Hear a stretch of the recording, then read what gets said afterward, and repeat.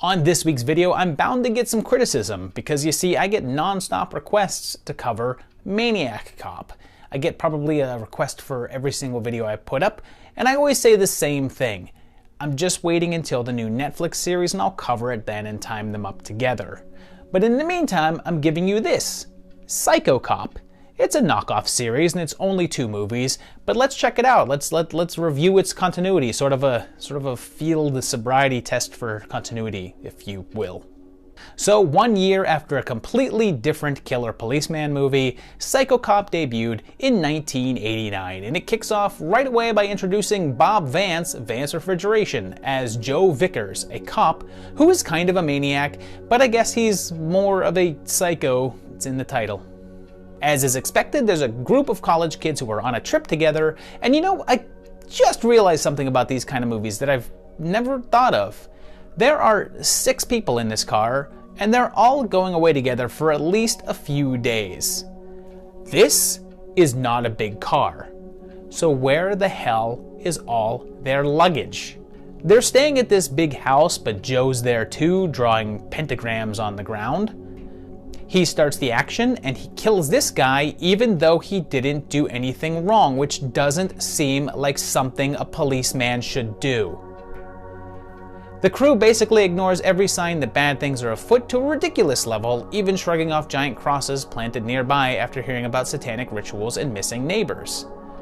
There's this weird chain of events where no one can find anything. Has anyone seen my brush? I can't find it anywhere.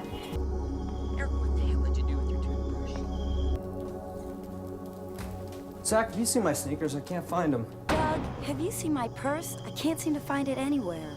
Well, how do you know how much we drank? We drank an awful lot. Just because we can't find them doesn't mean that someone stole them. I could have sworn I brought 6 boxes of soup. They misplaced a soup box. A box of soup. Our boy Zach here has a weird habit of narrating all of his actions. Zach, calm down. Just relax. Wait for the dust to settle.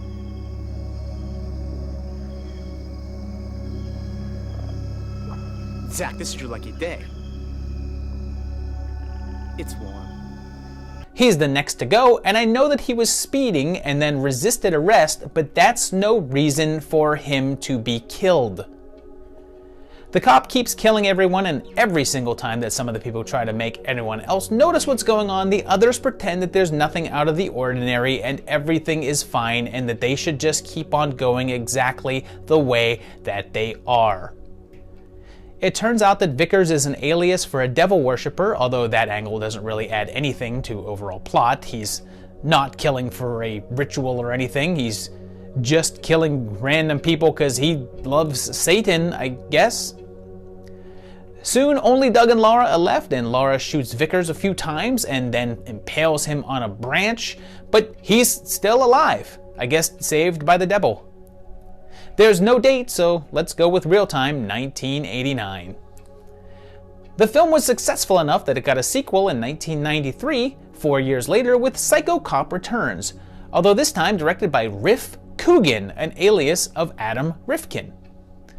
Vickers is back, branch free, and he's still driving around in a police car marked with satanic symbols and body parts inside.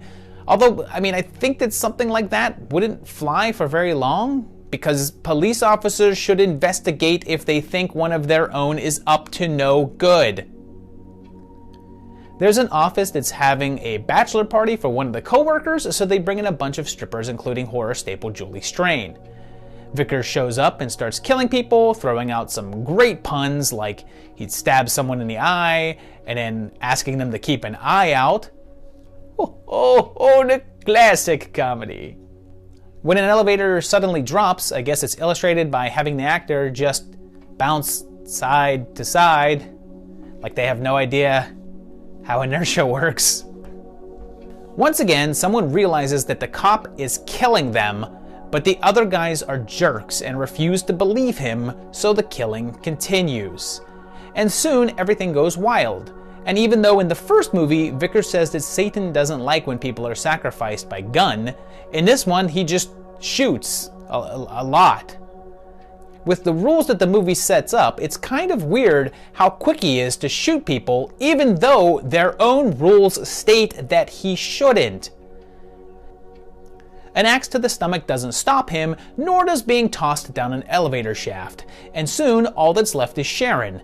And when Joe attacks her on the street, a group of people witness it and realize that a police officer shouldn't be violently attacking someone and rise up and gang up on him, and someone tapes it. And it shows the date as 1992. So this one has a solid date. Vickers is still alive though, and apparently someone thought it'd be a good idea to have him at the same hospital right down the hall from the people he tried to kill. So there you have it. It's just two movies that have no continuity. You could watch either one of these movies separately. They don't really tie together. The character of Joe is the same character in both movies, but there's nothing in the first movie that affects the second movie, and vice versa. If you watch either one of these on their own, it's completely fine. How are they? They're fine. Neither one of them is bad enough to be terrible, but neither one of them is good enough to really recommend. They're very standard late 80s, early 90s slasher movies, just with those kind of Freddy-ish puns thrown left and right. It's not great. I mean, they were entertaining for the time that they were on, but I probably wouldn't rewatch these. So if you have never heard of them, you don't have to be in a rush to go out and check them out. They're nothing that great. I would take the money that you would spend towards the Psycho Cops and put them towards other things that you would enjoy more, that you might get more out of. Well, but that's about it for this week's video. I know it's kind of short, but let me know what you thought of it down below. Leave me your comments and suggestions, and hit that subscribe button, of course, if you haven't already.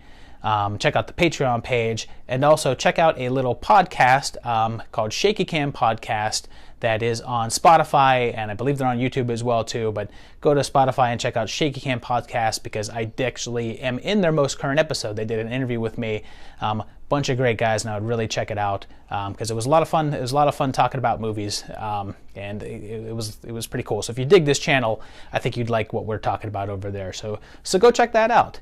And in the meantime, thank the patrons. If you haven't, check out the Patreon page. Go there, give some money over to the channel if you can. Check out the merch page. If you want a t-shirt, you can. And I will see you in a little while for another great video. Thanks, guys.